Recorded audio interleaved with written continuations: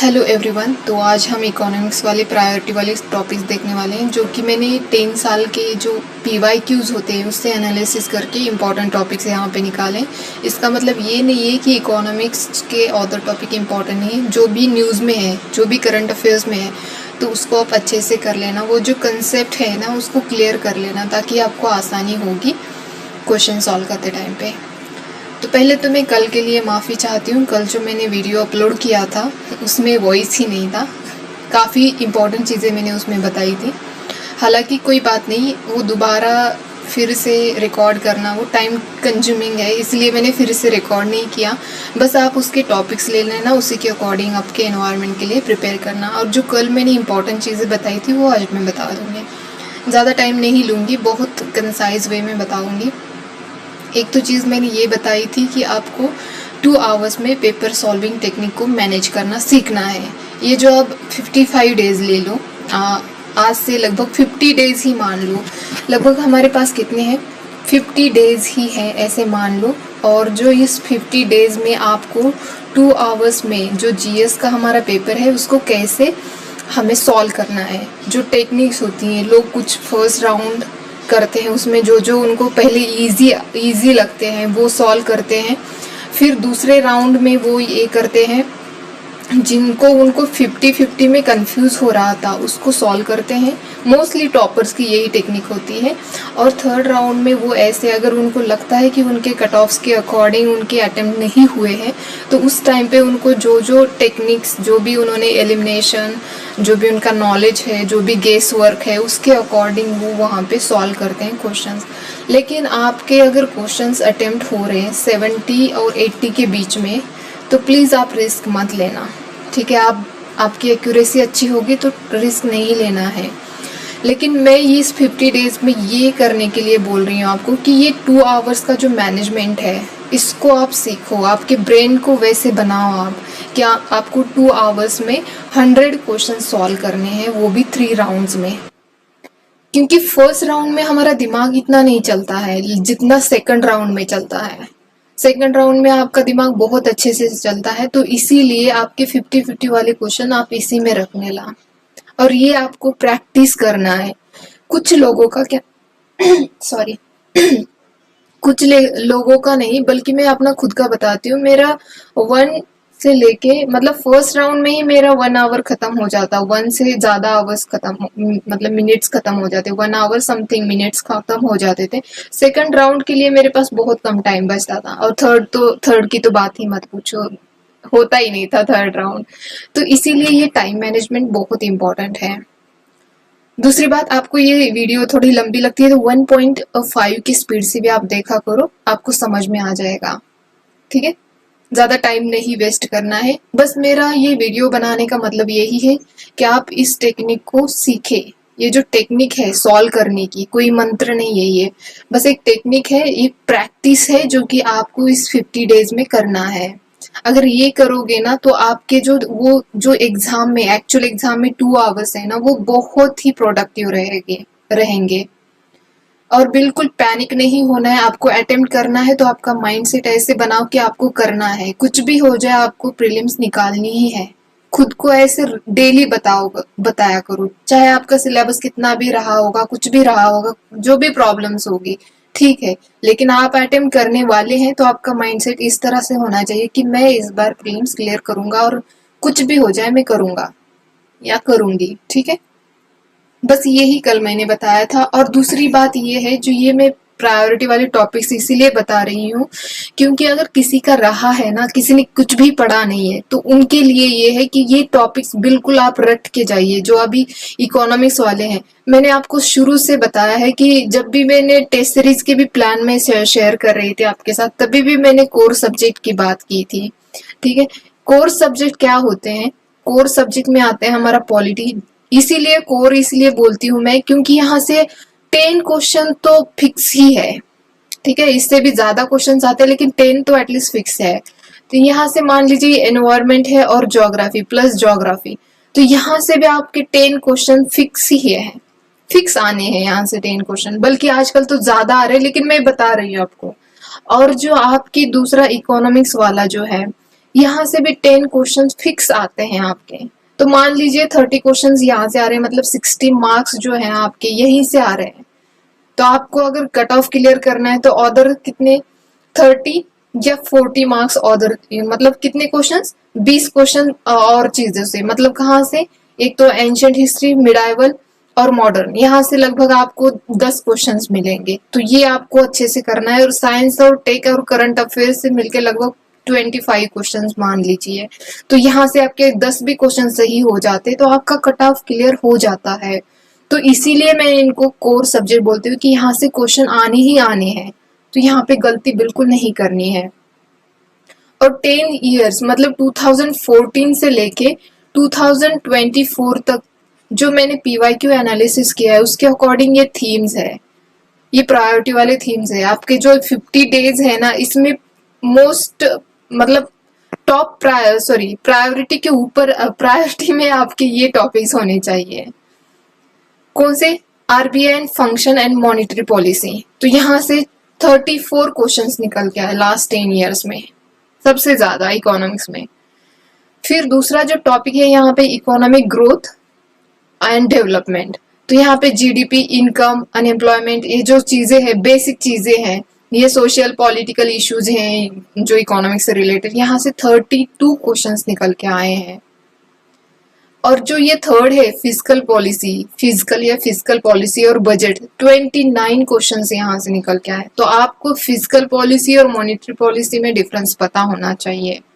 Basic चीजें इनकी जो है, जो भी फैक्ट्स है, ये आपको रटनी है, गलती नहीं करनी है बिल्कुल भी। और इनसे रिलेटेड जो भी टर्म्स न्यूज में है तो उनको अच्छे से करके जाना है।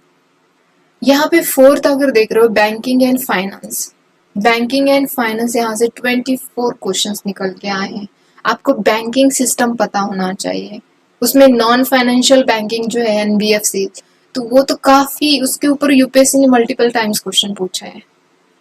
ठीक है, तो यहाँ से क्वेश्चन निकल के आ रहे। फिफ्थ है ट्रेड अभी जो यूएसए के प्रेसिडेंट है उन्होंने टैरिफ लगाने की बात की है, तो वो भी एक ट्रेड का पार्ट है।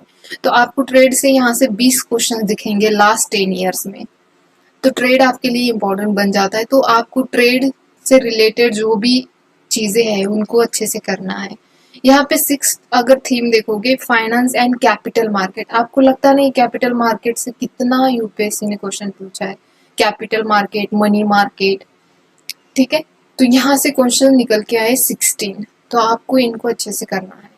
7 है यहाँ पे इंफ्रास्ट्रक्चर, 13 क्वेश्चन निकल के आए इंफ्रास्ट्रक्चर। मोस्टली इसमें स्कीम पूछी जाती है इंफ्रास्ट्रक्चर से रिलेटेड, तो वो आपको स्कीम भी पता होना जरूरी है। न्यूज में मोस्टली, तो न्यूज में जो होती है लास्ट 1 ईयर्स में जो भी चीजें इससे, जो भी स्कीम इससे रिलेटेड रही है न्यूज में, तो उसको अच्छे से करें।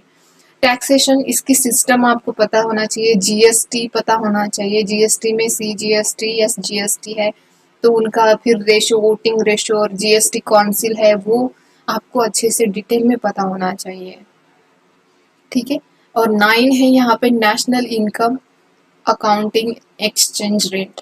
जो नेशनल इनकम अकाउंटिंग है, एक्सचेंज रेट है, तो उनसे 13 क्वेश्चंस आए हैं। टैक्सेशन से भी 13 क्वेश्चंस आए हैं। और इन्फ्लेशन, तो यहाँ से 11 क्वेश्चंस निकल के आए हैं। तो ये टॉपिक, ये थीम जो है बहुत केयरफुली आपको करना है। चाहे रट्टा मार लो, चाहे जिस तरह से भी आपको याद रखना है, लेकिन यहाँ से क्वेश्चन अगर आता है ना तो गलत नहीं होना चाहिए, और यहीं से क्वेश्चन निकल के आएंगे। अगर लेस प्रायोरिटी वाले टॉपिक्स आप देखते हो ना, तो उसमें इन्वेस्टमेंट में क्या होता है, एफडीआई, एफपीआई, ठीक है। अभी एफपीआई न्यूज में है, आज ही मैंने इसके रिलेटेड एक आर्टिकल पढ़ा है। तो आपको इसके बारे में देखना है, और इसके ऊपर यूपीएससी ने क्वेश्चन पूछे हैं। लगभग 9 क्वेश्चन लास्ट 10 इयर्स में यहाँ से आए हैं। ठीक है। और यहाँ पे जो सेकंड प्रायोरिटी वाला है डिफरेंशिएटेड बैंक्स, यहाँ से 8 क्वेश्चंस आए हैं। क्या होती है डिफरेंशिएटेड बैंक्स, ये आपको देखना चाहिए। बॉन्ड्स की भी आपको इसके टाइप्स पता होने चाहिए, और ये बॉन्ड होते क्या है ये बेसिकली आपको पता होना चाहिए। इसका बेसिक पता होना चाहिए कि बॉन्ड्स होते क्या है। तो यहाँ से 7 क्वेश्चंस आए हैं। आपको याद रखना चाहिए चीजें, खुद को क्वेश्चन पूछो ना।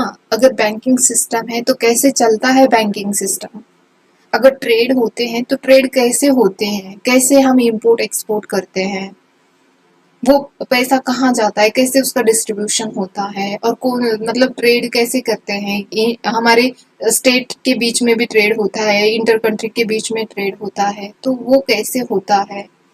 तो ये आपको ट्रेड देख इसके बारे में अच्छे से देखना चाहिए। खुद को क्वेश्चन पूछे, पढ़ने के बाद आप खुद को क्वेश्चंस निकाले उससे, तभी वो लंबे टाइम के लिए याद रहता है।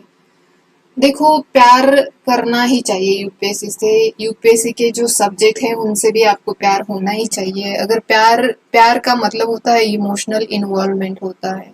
अगर आप इमोशनली इन्वॉल्व नहीं होंगे ना, वो टॉपिक आपको कभी समझ में नहीं आएगा, सबसे हार्ड लगेगा आपको, टफ लगेगा। आपको इमोशनली इन्वॉल्व होना चाहिए, वो चीजें खुद से रिलेट करनी चाहिए। You are part of that subject, इस तरह से समझ के करना चाहिए, तब जाके आपको वो टॉपिक समझ में आएगा। और ये जो आप मैंने यहाँ पे थीम्स बताई है ना, ये बहुत ही ज्यादा इम्पोर्टेंट है। आप लास्ट ईयर के नहीं, उससे भी पहले क्वेश्चंस अगर उठा के देखते हो ना, यहाँ से क्वेश्चंस बने हैं। तो इसीलिए, और एक बात होती है कि लोग ऐसे बोल रहे हैं कि सभी पीवाईक्यू के पीछे पड़े हैं, तो पीवाईक्यू करना इतना इम्पोर्टेंट है क्या? ऐसा नहीं है। पीवाईक्यू का मतलब होता है कि यूपीएससी ने क्वेश्चन कैसे फ्रेम किए हैं, कैसे स्टेटमेंट बनाती है यूपीएससी। अगर किसी स्टेटमेंट को यूपीएससी रॉन्ग कर रही है तो कैसे कर रही है, अगर किसी स्टेटमेंट को यूपीएससी करेक्ट कर रही है तो कैसे कर रही है। एडवर्ब वहां पे ये इस्तेमाल करती है यूपीएससी, कंजक्शन का इस्तेमाल करती है, तो उसी के सामने मतलब वहां से ही आगे का स्टेटमेंट गलत होने के चांसेस होते हैं। तो ये आपको एनालिसिस करना है पीवाईक्यू में से, क्योंकि सब क्वेश्चंस जो होते हैं आप नॉलेज के बेस पे सॉल्व नहीं कर सकते हो, और विदाउट नॉलेज तो आप पेपर सॉल्व ही नहीं कर सकते। तो मैं ये कह रही हूँ, नॉलेज आपका काम तो जरूर आता है, लेकिन एलिमिनेशन टेक्निक जो होती है, कुछ चीजें हैं जो अप्लाई होती है, तो उसको इस्तेमाल आपको करना चाहिए। खास करके लैंग्वेज के ऊपर फोकस होना चाहिए। ठीक है, तो बस इतना ही बताना था मुझे, और ज्यादा कुछ नहीं। कल भी मैंने यही बताया था, और बट आवाज ही नहीं उसमें आवाज ही रिकॉर्ड नहीं हुई। यहाँ पे देखो, इंडेक्स से 5 क्वेश्चन निकल के आए, ये नहीं बताया मैंने। ठीक है, तो ये इकोनॉमिक्स वाले चैप्टर है। जिनको इकोनॉमिक्स टफ लगती है, एटलीस्ट ये टॉपिक तो आपको करके जाना ही चाहिए, और अच्छे से करके जाना चाहिए। और इसके ऊपर क्वेश्चन सॉल्व करके देखो, खुद को क्वेश्चन पूछो कि आपको समझ में आ रहा है कि नहीं आ रहा है। ठीक है, तो आज के लिए इतना ही। और एक बात है कि आप सीसैट को भूल के भी भूलना नहीं है। सीसैट में भी मैं एक शीट आपको प्रोवाइड कर दूंगी, जहां से इम्पोर्टेंट टॉपिक्स निकल के आते हैं और कौन से टॉपिक है जिसके ऊपर फोकस करना है। मैं भी बायोलॉजी की स्टूडेंट हूँ, मेरा मैथ बैकग्राउंड नहीं है, तो जिस तरह से मैं फॉलो कर रही हूँ वैसे आप करना चाहते हो तो प्लीज टेलीग्राम ग्रुप ज्वाइन करें, वहां पे पार्टिसिपेट करें। जो क्वेश्चन दिया होता है उसको सॉल्व करके आप टेलीग्राम ग्रुप में अपलोड कर सकते हो, कि आपकी भी टेक्निक जो होती है सॉल्व करने की, शायद वो मुझे नहीं आती होगी और इजी होगी, जिसमें हम कम टाइम में हम सॉल्व कर सकते हैं। तो आप प्लीज शेयर करते रहिए, आपकी वजह से दूसरों को भी फायदा होता है तो अच्छी बात है, और हमारी वजह से भी आपको फायदा होना चाहिए और आपकी वजह से भी हमें होना चाहिए। तो म्यूचुअल अंडरस्टैंडिंग के साथ हम चलते हैं, और प्लीज क्वेश्चन सॉल्व करते रहिए। तो आज के लिए इतना ही, धन्यवाद।